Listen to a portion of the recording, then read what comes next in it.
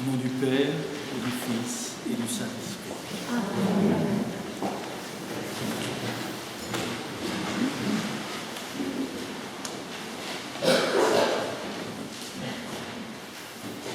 Qui est cette Samaritaine dont l'Évangile nous a parlé? Ce n'est pas seulement quelqu'un considéré comme hérétique au temps de Jésus pour les Juifs et les pharisiens. Cette Samaritaine, c'est aussi chacun de nous. C'est notre humanité, dans sa soif, dans son désir. Sa question, c'est notre question. Qu'est-ce qui peut étancher notre soif? Notre soif à différents niveaux. Qu'est-ce qui peut apaiser notre désir, notre mental, nos pensées? Et c'est bon de se laisser rejoindre, comme elle, par Yeshua. Yeshua qui arrive, fatigué par la route, nous dit l'Évangile. Et c'est vrai que c'est un long chemin que celui de Dieu et de l'homme Dieu vers notre humanité assoiffée. Il a traversé les siècles, il a traversé tant d'oublis, tant de refus. Et il est là, il vient s'asseoir au bord de notre puits. Notre puits, c'est le puits sans fond de notre cœur. C'est le milieu du jour, c'est l'heure de la grande lucidité. Et là, lui aussi, il a soif. Il n'arrive pas comme un Messie triomphant, en nous disant « c'est moi qui ai l'eau vive ». D'abord, il commence par s'asseoir au milieu de nous, avec nous. Et il partage notre soif. Il vient nous rejoindre là où nous en sommes, dans notre désir. Et notre premier désir, c'est comme celui de la Samaritaine. C'est celui d'une eau matérielle. Une eau qui pourrait nous étancher. Et là, Jésus lui demande « Donne-moi à boire ». Et là, la Samaritaine s'étend. Comment, toi qui es juif, tu me parles à moi, une Samaritaine? Comment, toi qui es Dieu, toi qui es le Fils de Dieu, tu me parles à moi, un être humain, avec une intelligence tellement limitée, avec un cœur tellement sec, si peu aimant. Et là, c'est le premier pas sur ce chemin vers la paix et l'eau vive. Ce n'est pas nous qui cherchons Dieu, c'est Dieu qui nous cherche. C'est lui qui fait tout ce chemin vers nous. C'est lui qui nous attend au bord de notre cœur. Il s'agit de l'accueillir, quelle que soit notre réputation, quels que soient les jugements qu'on porte sur nous, que l'on soit orthodoxe ou considéré comme hérétique. Ce que Yeshua, ce que Jésus regarde, c'est notre soif, c'est notre désir de vérité, notre désir de paix, notre désir de Dieu. Il voit notre cœur, il voit notre soif. Et il lui dit cette parole, celui qui boit de cette eau, c'est-à-dire de cette eau matérielle, de cette eau qui vient du puits, eh bien, il aura encore soif. Ce qui peut te donner la paix, ce ne sont pas les richesses matérielles. Ce n'est pas ce qui est de l'ordre de l'avoir, du savoir et du pouvoir. Qui boit de cette eau aura encore soif. Et là, nous en avons tous fait l'expérience. Plus on en a, plus on en veut. Encore. On ne dit jamais assez.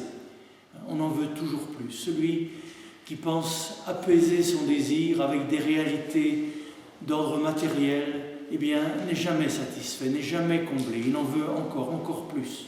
Comme s'il y avait en nous un désir infini, qu'aucune réalité finie ne peut combler. Et là, la Samaritaine s'interroge. Si tu savais le don de Dieu, qui est celui qui te dit « donne-moi à boire », c'est toi-même qui l'en aurais prié.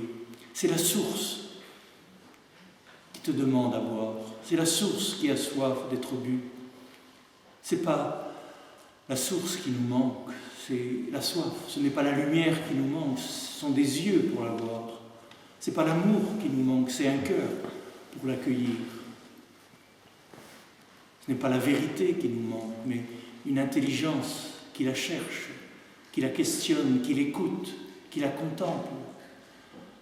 Celui qui boit de cette eau aura encore soif, mais l'eau que je lui donnerai demeurera en lui source jaillissante. C'est une eau vivante, une eau de vie éternelle. Ce que Jésus veut nous donner, ce n'est pas n'importe quelle consolation. Ce qu'il veut nous donner, c'est la source même de toute consolation, c'est la source même de la paix. Il ne veut pas nous donner un petit bonheur qui nous comble pour un moment et qui creuse encore notre soif, notre désir. Non, il veut nous donner la source même de la vie et du bonheur, la source même de la paix. Et là, la Samaritaine, comme chacun de nous, lorsque nous sommes dans notre psychisme, dans nos pensées ordinaires, on ne comprend pas. Comment est-ce possible? Et là, Jésus va initier la Samaritaine. Va chercher ton mari. Et là, vous connaissez la réponse, je n'ai pas de mari. Littéralement, je ne suis pas marié. L'être avec qui je pense chercher l'unité et la paix, ce n'est pas encore ça. Ce n'est pas encore cet amour qui peut me donner la paix. Et là, Jésus lui dit, tu as raison. Celui avec qui tu es en ce moment n'est pas ton mari. Et tu as déjà eu 5 maris. Au passage, on pourrait croire que Jésus salue, je dirais, le désir de la Samaritaine. Elle ne désespère pas. Un mari, ça ne lui a pas donné l'amour. 2 maris, pas encore. 3 maris, toujours pas. 5 maris. Donc vous sentez bien la puissance de son désir, qu'elle pense que c'est l'amour humain qui peut combler sa soif, que c'est une relation profonde qui peut combler son désir. 5 maris et 6 maris, et ce n'est pas encore cela. Mais peut-être que ces 5 maris, ce sont les 5 livres du Pentateuque qui n'a pas donné la paix à toute cette tradition de Moïse. Ces 5 livres qui n'ont pas donné l'apaisement, ni aux Juifs, ni aux Samaritains. Et le 6e, c'est pas encore ça. Il s'agit peut-être aussi, comme le disaient les pères de l'Église, de nos 5 sens. C'est-à-dire ce que nous pouvons découvrir à travers les sens, ce n'est pas cela qui peut apaiser notre désir. Et ce que l'on peut trouver à travers le 6e sens, le 6e mari, ce avec quoi on pense épouser le réel, ne faire qu'un avec le réel, c'est pas encore ça. Qu'est-ce qui peut combler notre cœur? Qu'est-ce qui peut nous donner cet apaisement? On le sait, ce ne sont pas les réalités matérielles. Plus on en a, plus on en veut, et c'est toujours pas la paix. On le sait peut-être moins, ce ne sont pas non plus les réalités affectives, nos plus beaux amours, nos plus belles rencontres, qui restent belles et infiniment désirables. Ce n'est pas encore ça. Et pourtant, c'est déjà mieux. C'est déjà une plus haute richesse que les richesses matérielles, mais ça ne me donne pas la paix. Alors, la Samaritaine se dit, c'est peut-être du côté de la religion que je vais trouver la paix. Ah, mais quelle religion? Quelle église? Où est la vraie église? Où est la vraie religion? Dois-je adorer sur cette montagne des Samaritains, ou à Jérusalem, dans le temple, comme les Juifs? Il demande à Jésus, je vois que tu vois clair, je vois que tu es un prophète, et tu as vu en moi que ce n'est pas encore la paix avec l'homme avec qui je vis, l'essence avec laquelle je pense trouver la connaissance et l'unité. Donc, dis-moi si c'est du côté de la religion, et dis-moi quelle est la vraie religion. Et là, de nouveau, c'est une initiation, c'est un passage au-delà, ni à Jérusalem, ni sur cette montagne. Il faut entendre cette parole. Ni dans cette église, ni dans ce temple, ni dans cette synagogue, ni dans cette mosquée, ni ici, ni là. Où? Comme si Jésus disait, ne cherche pas la paix, ne cherche pas la vérité dans une institution, dans une église particulière. Et pourtant, il n'oublie pas de dire le salut vient par les Juifs. C'est-à-dire qu'il accepte la forme, il accepte le peuple dans lequel il s'inscrit, la tradition des sages, des saints et des prophètes. Il veut nous conduire au-delà de la forme, au-delà du temple, au-delà de la montagne, au-delà de tous les lieux sacrés. Et en même temps, il les accepte. Mais ce sont des lieux de passage.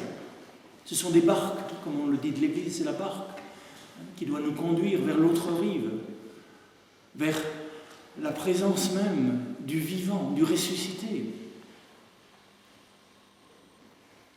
Les vrais adorateurs, c'est dans le souffle et la vigilance qu'ils doivent adorer. En pneumati, kai aletheia, qu'on traduit quelquefois en esprit et en vérité.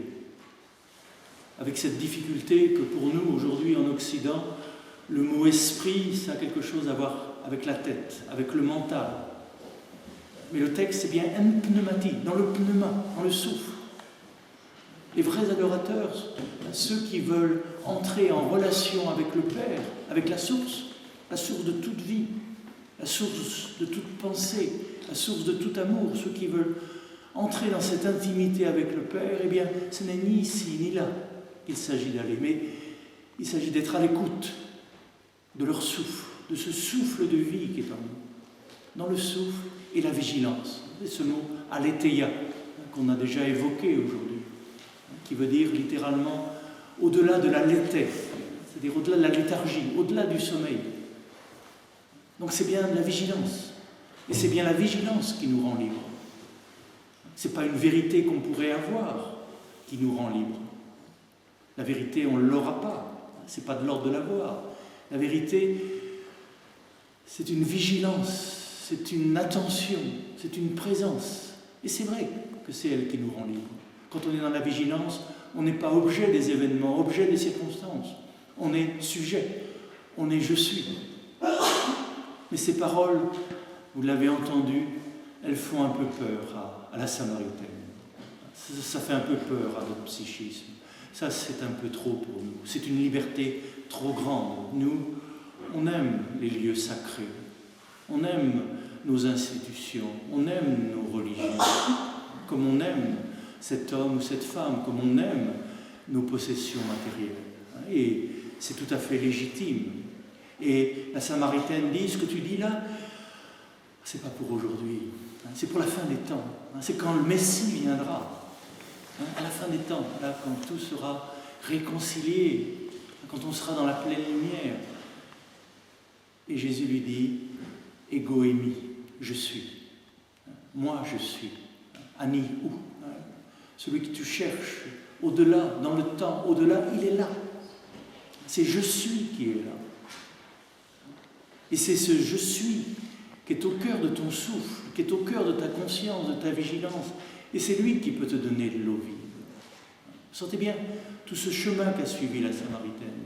Il y a cette soif en elle, comme il y a cette soif en nous. Il y a un désir en elle, comme il y a un désir en nous. Nous cherchons à combler notre désir par des réalités palpables, sensorielles, matérielles.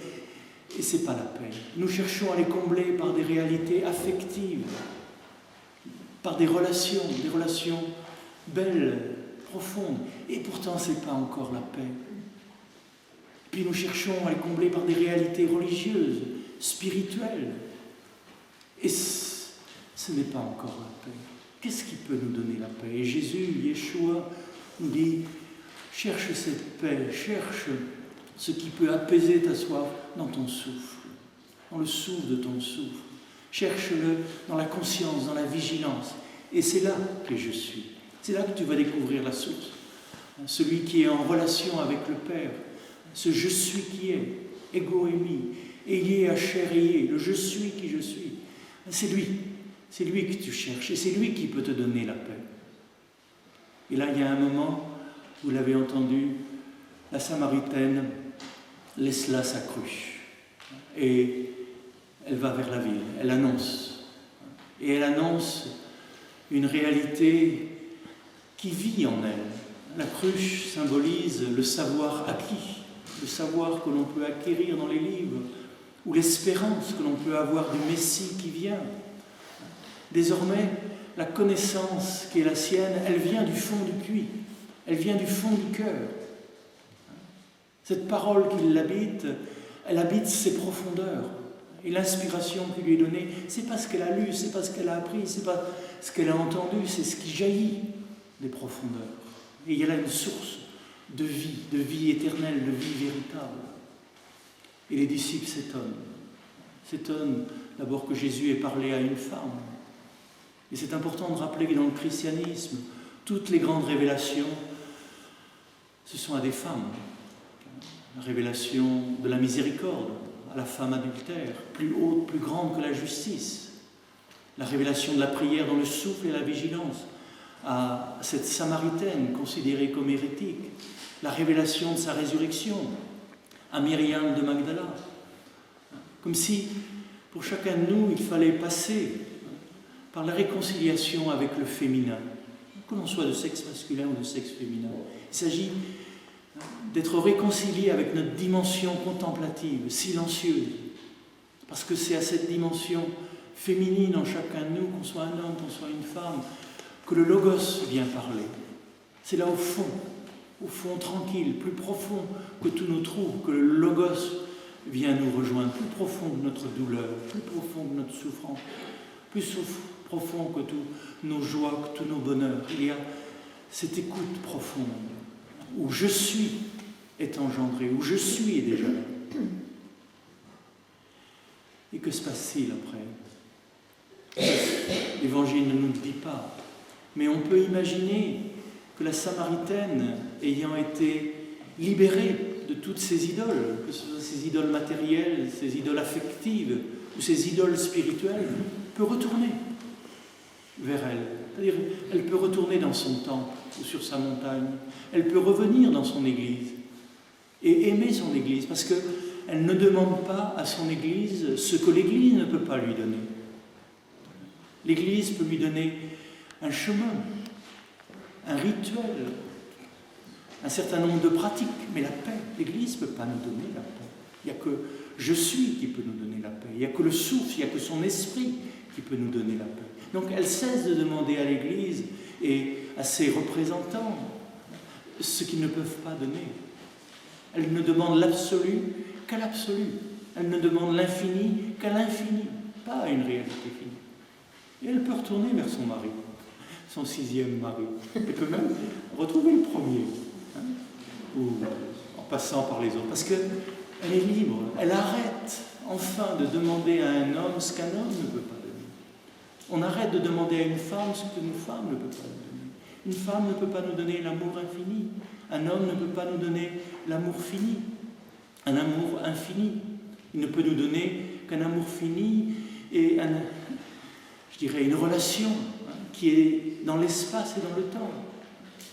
On demande trop à un homme, on demande trop à une femme. On leur demande d'être Dieu, d'être l'amour qui nous a manqué, l'amour que l'on cherche. Mais ce n'est pas possible. Et là, quand on a compris ça, on commence à aimer cet homme pour lui-même. On commence à aimer cette femme pour elle-même. On arrête de demander à son père toute la connaissance ou à sa mère toute la tendresse qui nous manque. Un être fini est un être fini. On commence à les aimer pour ce qu'ils sont. Donc elle peut retrouver son mari et l'aimer pour lui-même et bien l'aimer. Mais arrêter cette exigence quelquefois qui nous empoisonne la vie et qui empoisonne la vie aux autres. Parce qu'on demande à l'autre ce qu'il ne peut pas nous donner, l'infini que l'on cherche, que dans notre cœur a soif. Et on accepte. Il n'y a que Dieu qui peut étancher cette soif. Et peut-être même qu'elle peut retourner vers son puits, vers ses richesses matérielles. Parce qu'elle arrête de demander à son coffre-fort, plutôt aujourd'hui à son compte en banque, la paix. Parce qu'elle sait bien, elle sait enfin que ce n'est pas ça qui va lui donner la paix. Jésus l'a libérée. Vous sentez bien, cet itinéraire de la Samaritaine, c'est vraiment le chemin de l'âme de chacun de nous vers la liberté. Être libre à l'égard des richesses, des possessions matérielles. Jésus ne dit nulle part que c'est mauvais Ils nous disent simplement que ce n'est pas ça qui va étancher notre soif. Qui boit de cette eau aura encore soif. Ils ne nous demandent pas de quitter nos amours, de quitter nos amitiés, de renoncer à toute relation. Au contraire, il s'agit d'accueillir cela avec gratitude, ce don de Dieu qui nous est fait à travers ce visage. Mais arrêtez de demander à cet être humain, avec toutes ses limites et toute sa beauté et toute sa faiblesse, de demander l'absolu. C'est un être mortel comme chacun de nous. Et puis arrêtez de demander aux églises, d'arrêter de demander à une technique de méditation, à une pratique spirituelle. Arrêtez de demander à ce qui appartient à l'espace et au temps, ce qui est au-delà de l'espace et du temps. Il faut demander la présence de je suis à je suis qui est en chacun de nous. Et cette présence de je suis, c'est par la prière, c'est par la contemplation, dans le souffle, dans le souffle de notre souffle. Si tu savais le don de Dieu, si tu savais en ce moment, si nous savions d'où nous vient notre inspire. Notre vie ne tient qu'à un souffle, vous savez bien à quel point on est fragile. Notre vie ne tient qu'à un fil, si on savait d'où ça vient en ce moment, d'où ça vient et où ça va. Prier dans le souffle, prier c'est respirer, c'est écouter ce souffle ténu, ce souffle de vie qui est en chacun de nous, avec conscience, avec vigilance, le souffle conscient, avec attention, avec un infini respect, si nous savions le don de Dieu, si nous savions que je suis est là, en chacun de nous. Et c'est un grand silence au cœur de toutes nos paroles, de toutes nos mémoires, de tout ce qui nous encombre, tout ce qui encombre notre puits, tout ce qui empêche la source de jaillir. La source, elle est là. Que Yeshua, aujourd'hui, nous donne cette vigilance, cette conscience, mais aussi cette soif de la Samaritaine, ce désir de vérité, ce désir d'infini, qui ne se laisse arrêter par rien, ni matériel, ni psychique, ni spirituel, qui ne se laisse arrêter par rien d'autre que ce qui peut vraiment donner la paix à nos corps, à nos psychismes, à nos esprits, la présence même de je suis, qui, en cet instant, est en communion avec le Père et le Saint-Esprit pour les siècles des siècles. Amen.